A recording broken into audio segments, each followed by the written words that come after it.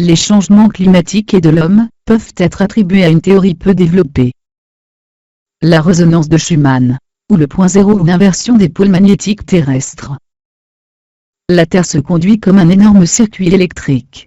La surface de la Terre forme avec l'ionosphère, un gigantesque résonateur dont les fréquences de résonance varient en fonction du temps au cours du jour et de la nuit. L'atmosphère est un fragile conducteur qui nous protège, sinon, il existerait une charge électrique, qui pourrait diffuser des éclairs énormes d'une puissance colossale, toutes les minutes. La Terre a son propre champ d'énergie. Il s'agit d'un champ magnétique pulsé de très faible intensité. Une des amplitudes la plus haute de ce champ se situe à plus 7,83 Hz en moyenne. La fréquence à laquelle le cerveau humain et l'organisme fonctionnent le mieux. Les effets de résonance correspondent à des changements dans les saisons, l'activité solaire, l'activité de l'environnement magnétique de la Terre, dans le contenu dans l'atmosphère, et d'autres phénomènes liés à la Terre. Nous vivons aujourd'hui dans un véritable brouillard électromagnétique et électrique. Aujourd'hui, la densité des rayonnements électromagnétiques artificiels représente plusieurs milliards de fois l'intensité des rayonnements naturels. Les astronautes rentrant de leur mission spatiale, ils avaient tous de sérieux problèmes de santé. En effet, lorsqu'ils volaient en dehors de l'ionosphère, il leur manquait cette fréquence vitale de 7,8 Hz. Pour résoudre ce problème majeur, on installa à bord des vaisseaux de l'espace, des générateurs d'ondes de Schumann artificiels. La vie sur la Terre est née, dans cet environnement électromagnétique et magnétique naturel. Les organismes occupant la biosphère ont utilisé les rythmes de ces champs pour élaborer leur propre cycle et leur propre système de biocommunication.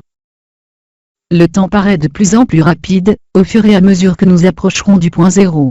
24 heures d'un jour sont actuellement de 16 heures effectives, mais cela va encore augmenter. Souvenez-vous que la résonance Schumann, battement de cœur de la Terre-Mère, était de 7,8 cycles depuis des milliers d'années. Mais que cela a changé depuis 1980, d'abord lentement, puis beaucoup plus vite depuis 1997.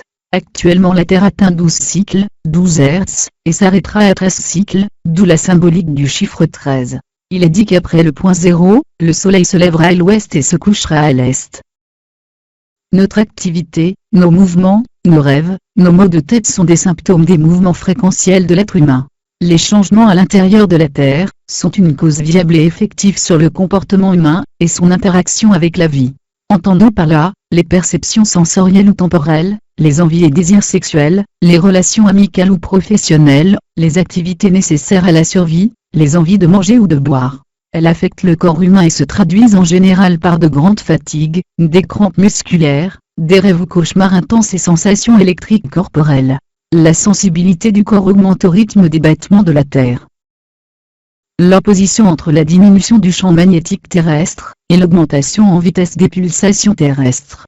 Il faut s'attendre à un autre renversement polaire magnétique, comme il y en a déjà eu dans le passé. Le Cernier s'est produit il y a 780 000 ans.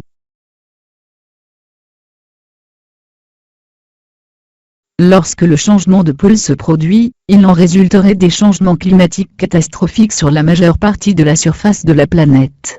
Les zones qui étaient plus chaudes deviendraient plus froides, et vice-versa.